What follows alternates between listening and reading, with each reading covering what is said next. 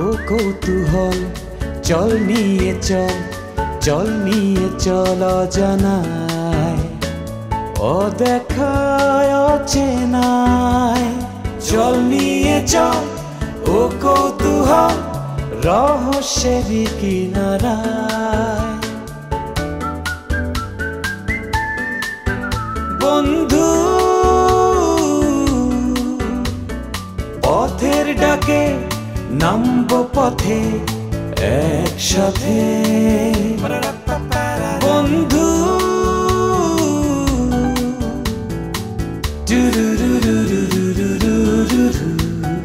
খুঁজে পাবো পাবো খুঁজে বিন্দু থেকে সিন্ধু। স্বপ্ন আছে, সাহস আছে, আছে মনে আশা, কিছু জিজ্ঞাসা, নির্ভয় মন বন্ধু।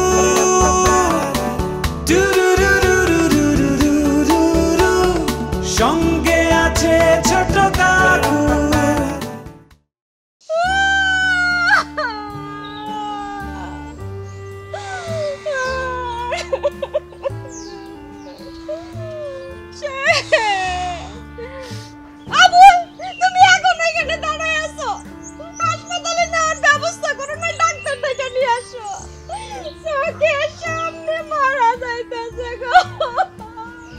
আবুল, এখান থেকে হাসপাতালের দূরত্ব কত? স্যার অটো রিক্সা দিয়ে গেলে স্যার 30 থেকে 40 মিনিট লাগতে পারে, যদি হাসপাতালে ডাক্তার থাকে। বাংলাদেশে 3 প্রকার বিষধর সাপ আছে, তার মধ্যে দারাস হইতেছে অন্যতম। এই সাপের দংশন করলে রোগী 20 মিনিটের বেশি বাঁচে না। বলেন কি স্যার? আর কত সময় হয়েছে স্যার?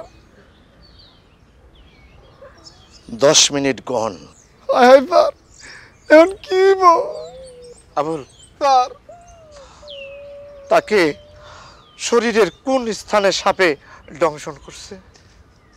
স্যার স্যার ঘরের সামান্য নিতে। তুমি একটা কাজ করো, একটা শক্ত রশির ব্যবস্থা করো, তারপর রোগীর গলায় পেঁচায়া জোর করে বন্ধন দাও। জি স্যার। মনোহর ভাই, এটা আপনি কেমন কথা কইলেন? গলার মধ্যে শক্ত করে বাঁধলে তো দামাটকায় মরে যাইব। এই কি হয়েছে?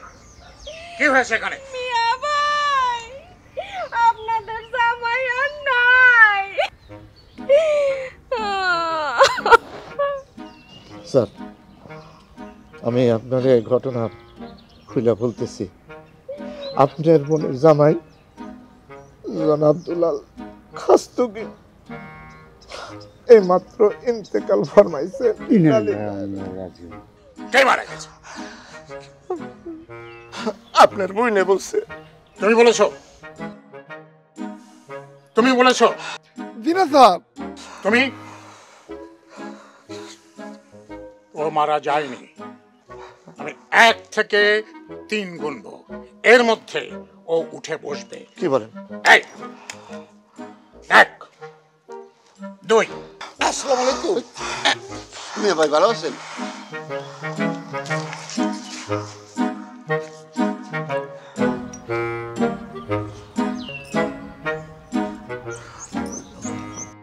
কালকে কিন্তু আমরা সকাল সকাল উঠে যাব, বুঝছিস? এত দেরি করে উঠলে হবে না। কালকে সকাল সকাল উঠবো, উঠে ছবি টবি তুলবো, আর আশেপাশে যদি কোনো জায়গা থাকে এগুলো একটু আমরা ঘুরে দেখবো, বুঝছিস? তুই আমার রিলস টিলস করে দিবি। তুমি সকালবেলা উঠবে?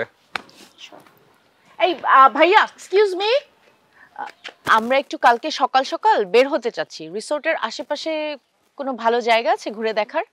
আমারে ভুলে গেছে, আমার মাফ করে দিন। আসসালামু আলাইকুম। ওয়ালাইকুম আসসালাম। আপনারা ভালো আছেন? জি জি। আমরা একটু কালকে ঘুরতে যেতে চাচ্ছিলাম, কোথায় ঘুরতে যাওয়া যায়? আমার পরিবারের কথা কইছেন, আমি খুব খুশি হয়েছি। আমার 2 সন্তান, 2 ভোলা, মাসুম বিল্লাল, দোনোটা কি কমু সাকিব আল হাসান। দোনোটা এরকম মাদ্রাসায় ভর্তি করে দিছিলাম, মানুষের মতো মানুষ করছি। বড়টা যে মাসুম, মাসুম কিন্তু মনে করেন দাইল ভাস করে লেছে, ছোটটা কিন্তু 7 ক্লাসে পড়ে, কিন্তু বুঝতেন না। ভাইয়া আমরা একটু ঘুরতে যেতে চাচ্ছিলাম, রিসোর্টের আশেপাশে কোনো সুন্দর জায়গা আছে? আমরা ঘুরতে যেতে চাই, ছবি তুলবো, ঘুরবো। ঘোরার জায়গা আছে? আমার মার কথা কইয়া আপনারা আসলে ভালো কথা মনে করেছে। আমার বয়সের সময় 5 বছর ছোট, আমার মা আমারে তুইয়া মরে গেছে। আচ্ছা জি জি আমার বাপে জি কেমন যাবরা যাবরা এখন যে আরেকটা বিয়ে করে লেছি। এমন কষ্ট নির্যাতনের মধ্যে দিয়ে আমি বসবাস করছিলাম, 18 যাও খেয়ে বড় হয়েছি, কারো বলতে দেয় নাই। এরপরে কি আমার বাবা আর 2টা বিয়ে করছে, পরে যে সৎমা ছিল কিন্তু খারাপ ছিল। জি জি অপেরা হাউস থেকে প্রিন্সেস ধরে লইছে, কি কমু আপা, ওই মায় কষ্ট দেয় নাই, তোর নাচ দেখাইছে খালি। আপা গো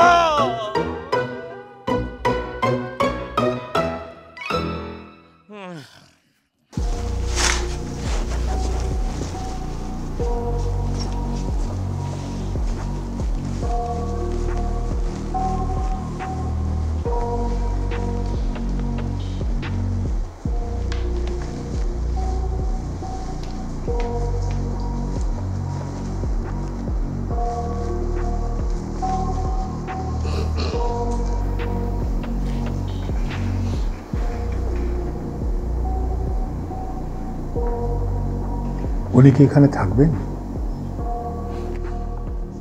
আপনি তো আমাদের সম্পর্কে জানেন, আমরা যে কোনো ঘটনায় পুরো টিম জড়িত থাকি, এবং থাকলে কোনো অসুবিধা না, আপনি বলতে পারেন। আপনার যখন কোনো আপত্তি নেই তাহলে আমার কোনো অসুবিধা নেই। এটি একটি গোপনীয় বিষয় এবং খুবই গুরুত্বপূর্ণ আমার কাছে। যে কারণে আপনাকে এখানে ডাকা হয়েছে সেই প্রসঙ্গে আসি। আমার পূর্বপুরুষ বিহারে নবাব স্টেটে চাকরি করতেন। নবাব আলীবর্দী খাঁর একটি ব্যবহৃত ছুরি আস্তে আস্তে আমার পূর্বপুরুষের হাতে চলে আসে। সেই ছুরিটি ঐতিহ্যগতভাবে এত মূল্যবান আমাদের কাছে যে ওটাকে আমরা সব সময় খুব গোপনীয়ভাবে রক্ষা করেছি। মোজাম্মেল সাহেব, আপনি কি বলছেন আপনি বুঝতে পারছেন তো? মানে আপনি বলছেন যে 1700 শতকের একটা ছুরি আপনাদের সংগ্রহে রয়েছে? হ্যাঁ। ও মাই গড। সেটি আস্তে আস্তে আমার বাবার হাতে চলে আসে। আমার বাবার কাছ থেকে উত্তরাধিকার হিসেবে আমার কাছে চলে আসে। আমিও সেইভাবে খুব গোপনে সেটিকে রক্ষা করি। কোথায় রাখতেন? এটা আমি যে রুমে থাকি তার মধ্যে একটি গোপন জায়গায় একটি লোহার পুরনো সিন্দুকের মধ্যে এই ছুরিটা রাখা হতো, এবং এই ছুরিটা 3-4 দিন আগে আমি দেখি হারিয়ে গেছে। হারিয়ে গেছে মানে দেখলেন দরজা খোলা, ছুরিটা নেই? হ্যাঁ, সিন্দুকের দরজা খোলা, ছুরিটি নেই। হ্যাঁ।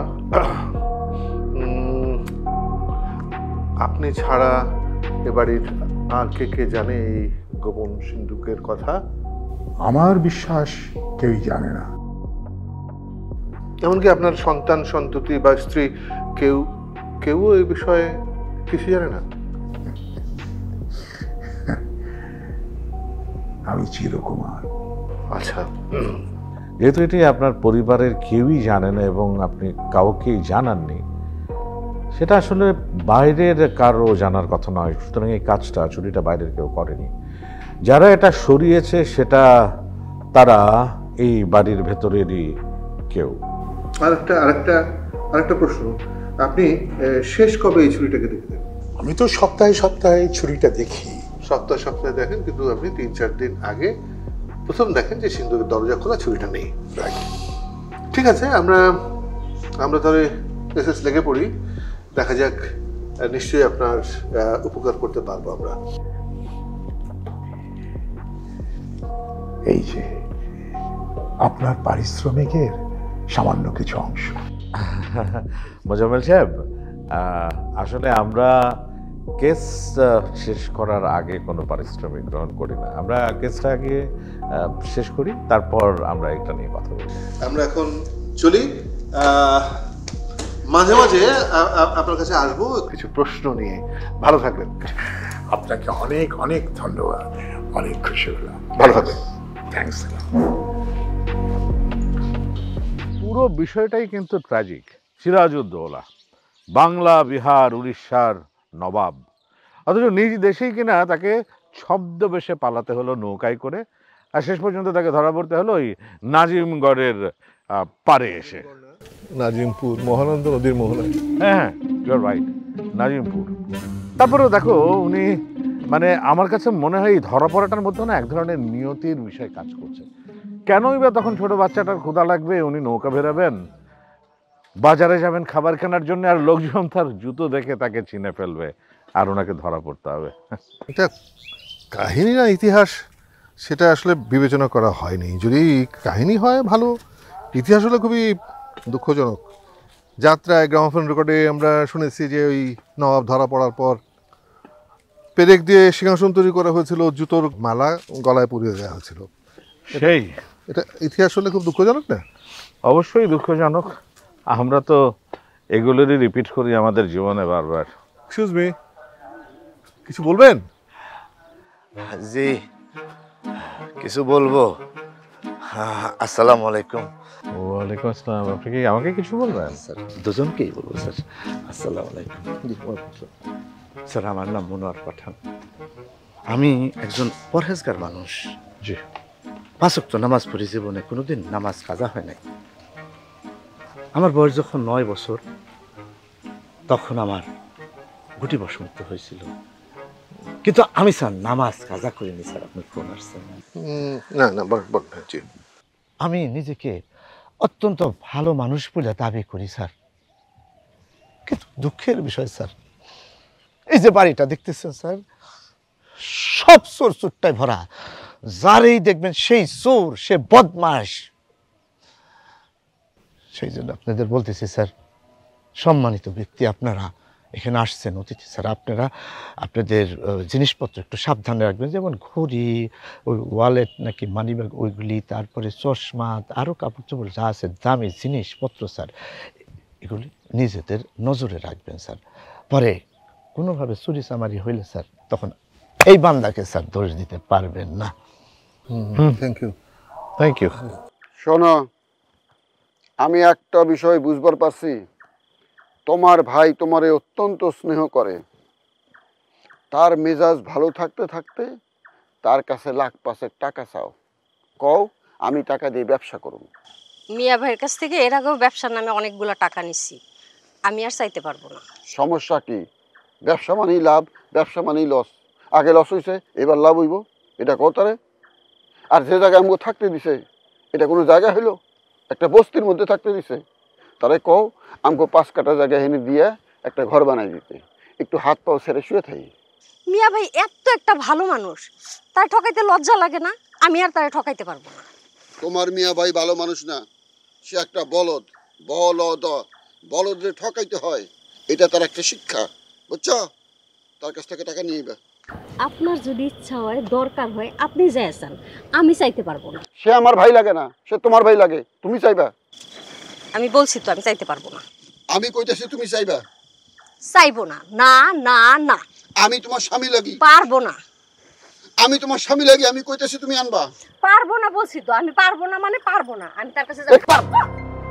আরে তুলে ভাই, সর্বনাশ করছেন আপনি, আফার গায়ে আটতেছেন। আমি একবার ভাবি দেখছেন, এই যদি নারী নির্যাতন মামলায় এখন আপনি পুলিশে ধরি লই যে কি অবস্থাটা হইবে। আনে কাছে কাছে কাছে আয়।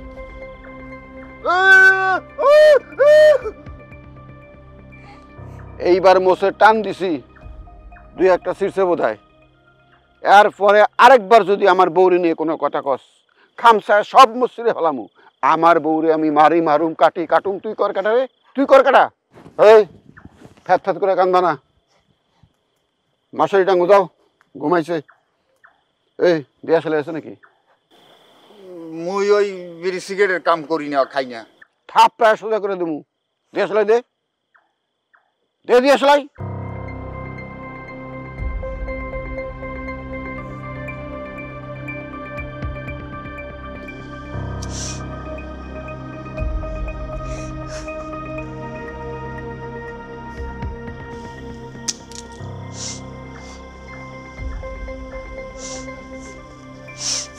বাবা, এই আমের কষ্ট দেখতে তো আমারও কষ্ট লাগে। একটু কথা কম আমেরে। কি? এই এই যে এই আমাদের দেশে একজন পানপির আছে, এই পানপিনিয়া পান পরা দেয়, বুঝছেন, খিলি পান। এই যদি আনিয়া আপনি দুলাবাইরে এক ফির খাওয়াই দিতে পারেন, হ্যাঁ, দেখবেন যে দিনে রাইতে খালি আপনার কদম মুসি করে 2-3 ফির করিয়া। আরে না না না, কদম বুসির দরকার নাই, কাজ হয়। কি যে বলতে আছেন আপা, কাজ হইবে মানে অ্যাকশন, মানে ডাইরেক্ট অ্যাকশন। আমনে খালি ওই রাইতে ঘুমাইবার আগে 1 গ্লাস দুধের সাথে 7 দিন করিয়া, হ্যাঁ, 7টা খিলিবেন, লোবাইরে খাওয়াই দেবেন, বাস। দেখবেন যে আপনার শাড়ির আসলের লয়ে খালি এই লেভেল ঘুরতে আছে, আপনার কথা স্যার আর কিচ্ছু হনবে না, কিচ্ছু বুঝবেই না। আচ্ছা ঠিক আছে, তুমি ব্যবস্থা করো। আচ্ছা, ওই যে ব্যাপারটা যেহেতু আভা ওই 5,000 টাকা নেয়, আমি তো যেহেতু আমার আমনা বুনের নেন, আপনার জন্য একটু সুপারিশ করবো, মানে আপনি 3,000 টাকা দিয়ে। আচ্ছা ঠিক আছে, তুমি ব্যবস্থা করো। টাকাটা রেডি রাখেন কইল।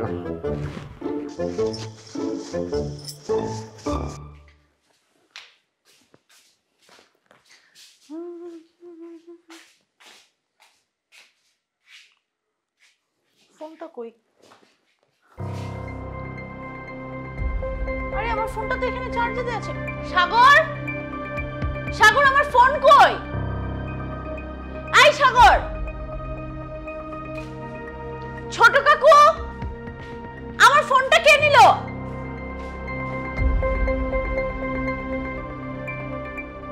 বিক্রি করলে কত টাকা আসবে স্যার?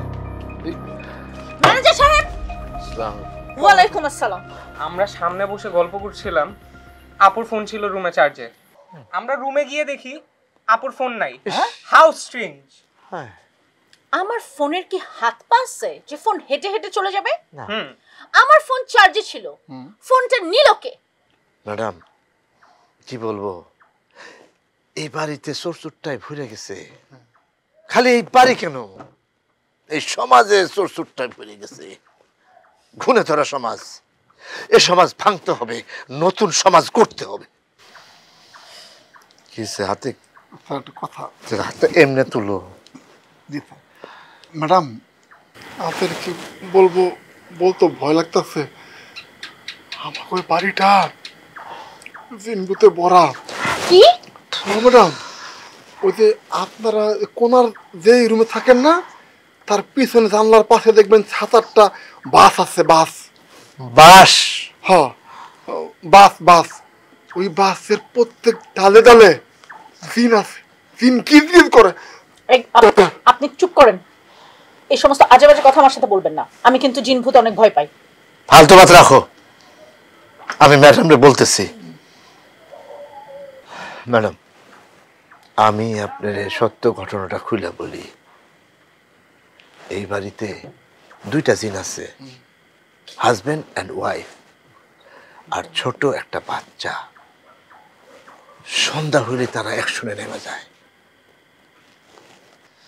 এইখানকার জিনিস ওইখানে, ওইখানকার জিনিস এইখানে নাড়াচাড়া করে, খালি নাড়াচাড়া করে, ধরাধরি করে, সরায়। কে রে বাবা, তোরা অন্য জিনিস ধরস কেন, নাড়াচাড়া করস কেন? স্বামী স্ত্রী শুয়ে থাক। তবে ম্যাডাম, এই জিনভূত জিনিসপত্র নাড়াচাড়া করলো, এখানের জিনিস ওইখানে, ওইখানে জিনিস এখানে, এসব করলো, তার মান হচ্ছে খুবই ভালো। হয়তো আশেপাশে কোথাও কি আছে, এখানে নেই, নিচে নেই।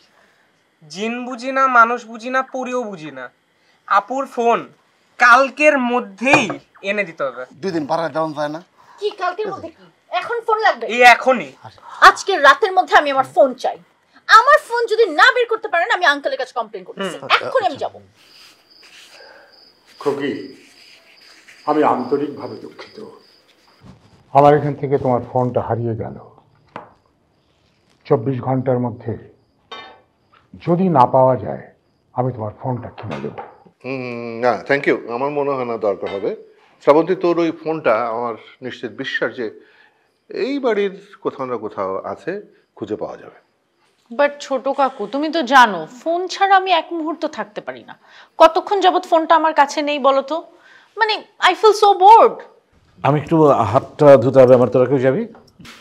নো থ্যাংক ইউ, আমাদের সবার হাত ধোয়া শেষ, তুমি একাই যাও।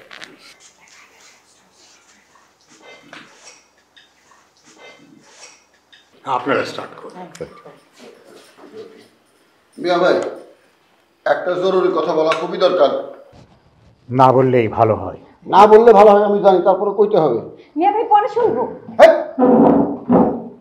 মিয়া ভাই শুনেন, কালকে রাত থেকে সে আমারে কইতেছে আমি জানি আপনারে কই, আপনি আমারে 5 কাঠা জমি লিখে দেন, জমির উপরে একটা বাড়ি করে দেন, আর 5 লাখ টাকা ক্যাশ দেন, আমি ব্যবসা করি।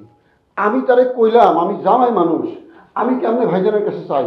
সে নাসর বান্ধা, কালকে সারা রাত ঘুমাইতে দেয়নি। কোন আমি কখন কইলাম? চুপ করে থাকো। চুপ করো তুমি। জি চুপ। নেন নেন নেন নেন। আল্লাহ দুলা ভাই, আপনি এনে বসেন কেন? ও মেহমান কই বলবো? ব্যাক করে মতো কথা কও।